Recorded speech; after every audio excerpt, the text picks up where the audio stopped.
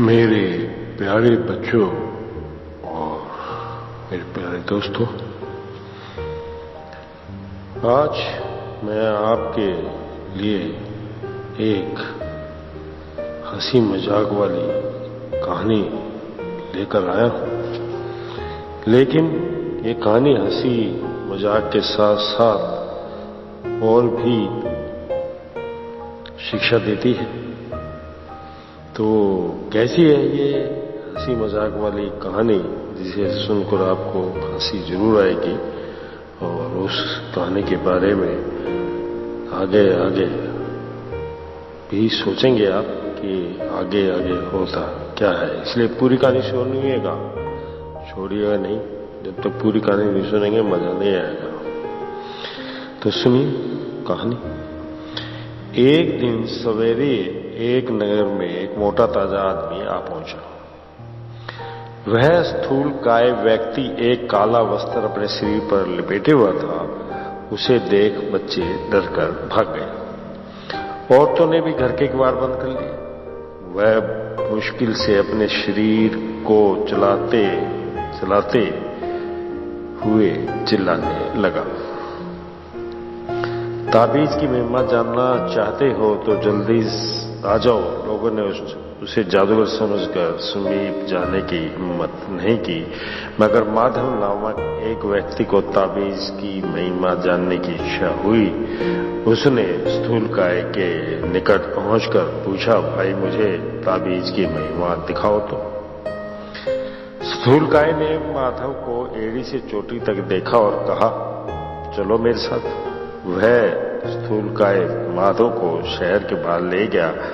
उसने अपनी कमर से बांधे ताबीज को खोल दिया। तब उतनी बड़ी कमर से बंधा ताबीज एक साधारण आदमी की कमर से बंधने लायक छोटा हो गया। क्या यही ताबीज की महिमा है? माधव ने शक पकाकर कहा, अरे अभी तुमने इसकी महिमा देखी ही कहाँ है।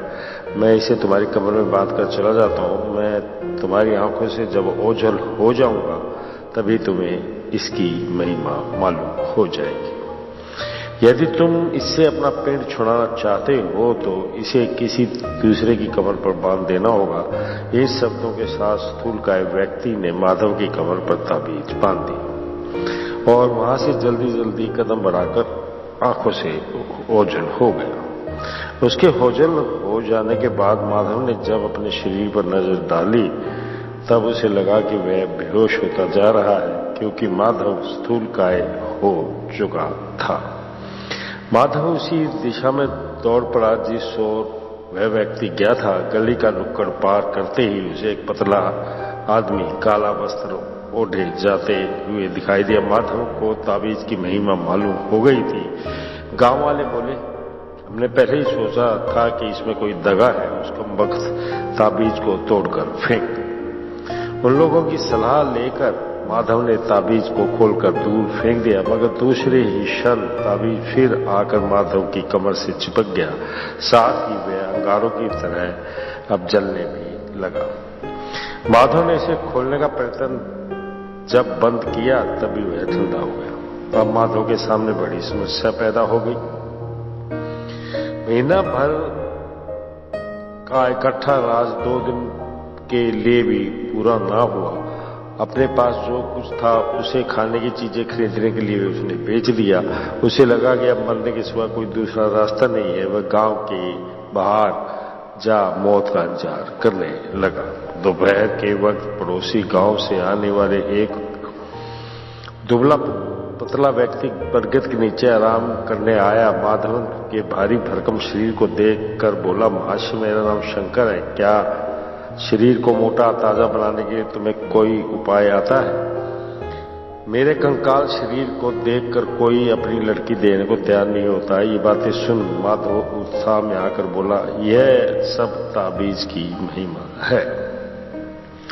माधव ने अपनी भुजा से ताबीज को खोल दिया और शंकर की भुजा में बांधते हुए समझाया, तुम्हारी आंखों से मेरे ओझल हो जाने के बाद ही तुम्हें इसकी महिमा मालूम हो जाएगी। यदि तुम इस ताबीज से पिंड छुड़ाना चाहते हो तो तुम्हें इसे किसी दूसरे कमर में बांध देना होगा। तुम इसे निकालकर मत फेंक देना, नहीं तो यह तुमको जला देगा। यूं समझाकर वह चला गया। उसके बाद शंकर ने अपने शरीर की ओर देखा तो उसका सर चकरा गया, उसका शरीर बहुत भारी हो गया था। उसके बाद वह अपने गांव पहुंचा, लेकिन उसके भारी शरीर को देख किसी ने अपनी लड़की नहीं दी। उसके सामने खाने की समस्या पैदा हो गई। उसने गेरुए वस्त्र पहन लिए। वह दर दर घूमते भीख मांगकर अपने दिन काट लगा। एक दिन शंकर ने किसी के घर जाकर दरवाजा खटखटाया। उस घर में एक ब्रह्मचारिणी रहती थी। वह देखने में बदसूरत थी, इसलिए उसकी शादी ना हो पाई थी। उसने कवाड़ खोलकर गेरुए वस्त्र पहने हुए शंकर को देखा और पूछा, स्वामी, क्या सुंदर दिखने के लिए कोई उपाय है? उस औरत की बातें सुनकर शंकर का दिमाग तेजी के साथ काम करने लगा। उसने कहा, क्यों नहीं, ताबीज है। तब तो वह ताबीज मुझे देने की कृपा कीजिए, ब्रह्मचारिणी ने कहा। शंकर ने झट ताबीज खोलकर ब्रह्मचारिणी की कमर में बांधते हुए कहा, मेरे चले जाने के बाद ही तुम्हें इस ताबीज की महिमा का पता चलेगा। अगर इसे पिंड छुड़ाना चाहते हो तो तुम्हें इसे किसी दूसरे की कमर में बांधना होगा। इसके सिवाय कोई दूसरा उपाय नहीं है। यूं कहकर वह वहां से भाग खड़ा हुआ। ब्रह्मचारिणी बड़ी प्रसन्नता के साथ घर के भीतर गई और अपने सौंदर्य को देखने के लिए आदम कद के आईने के सामने जा खड़ी। अपने रूप को देखते हुए चौंक पड़ी, क्योंकि उस आईने में उसके शरीर का एक चौथा हिस्सा भी दिखाई न देता था। वह फर्श पर गिरकर लेटते हुए शाम तक रोती रही। अगल बगल के लोगों ने आकर उसे देखा। उनमें युवरानी की एक परिचारिका भी थी। ब्रह्मचारिणी को देखते ही वे ठट्ठाकर हंस पड़ी और बोली, युवरानी के हंसे 4 साल हो गए हैं, तुम्हें देखने पर जरूर हंसेगी। इसके बाद वह परिचारिका ब्रह्मचारिणी को युवरानी के पास ले गई। युवरानी एक टीले पर चिंतामग्न बैठी हुई थी। भूत की जैसी लगने वाली ब्रह्मचारिणी को नखरे के साथ चलते देख वह खिलखिलाकर हंस पड़ी। इतने सालों बाद तुम मुझे एहसास की, तुम में कौन सी महिमा है? युवरानी ने ब्रह्मचारिणी से पूछा। ये महिमा मेरी नहीं, ताबीज की है, ब्रह्मचारिणी ने जवाब दिया। जरा दिखाओ तो वह ताबीज, फिर तुम्हें लौटा देती हूँ, युवरानी ने कहा। इसे अपनी कमर में बांध कर देखिए, तब पता चलेगा। इन शब्दों के साथ ब्रह्मचारिणी ने अपना ताबीज निकालकर युवरानी की कमर में बांध दिया और कहा, जब आप किसी दूसरे की कमर में इसे बांध देंगे तभी आप इससे पिंड छुड़ा सकती हैं। यूं कहकर वह जल्दी जल्दी अपने घर चली गई। ब्रह्मचारिणी के जाते ही युवरानी पालकी पर बैठकर राजमहल की ओर चल पड़ी। थोड़ी दूर जाने पर कहारों को लगा कि पालकी भारी होती जा रही है। उसी वक्त पालकी पर बैठी युवरानी जोर से चिल्ला उठी। उस घबराहट में कहारों ने पालकी को नीचे गिरा दिया। पालकी टूट गई। टूटी हुई पालकी में से युवरानी भूत की जैसी उठ खड़ी हुई। परिचारिकाएं बड़ी मुश्किल से उसे चिल्लाते अंतपुर में ले गई। अपने पिता को देखते ही युवरानी धाड़े मारकर रो पड़ी और उसने सारा समाचार उसे कह सुनाया। राजा ने गुस्से में ताबीज को खोलकर दूर फेंक दिया, लेकिन दूसरे क्षण ताबीज आकर युवरानी की कमर से फिर चिपक गया और वह अंगारों की भांति उसके शरीर को जलाने लगा। उसकी पीड़ा को देख राजा को दया आ गई और राजा ने खुद उस ताबीज को पहन लिया। युवरानी पहले की तरह पतली बन गई, मगर राजा स्थूलकाय हो गया। दूसरे दिन राजा ने ब्रह्मचारिणी को बुला भेजा। उसके द्वारा ये पता लगाया गया कि किसने उस ताबीज दिया था। तब शंकर के द्वारा उसने माधव का भी पता लगाया, मगर माधव को ताबीज देने वाला का पता राजा ना लगा सका। आखिर राजा ने घोषणा की कि जो आदमी इस ताबीज को बंधवा लेगा उसे खाने पीने कपड़े वगैरह का प्रबंध किया जाएगा। तब एक आदमी ताबीज बंधवाने आ गया। वह आदमी वही था जिसने माधव की कमर पर ताबीज बांध दिया था।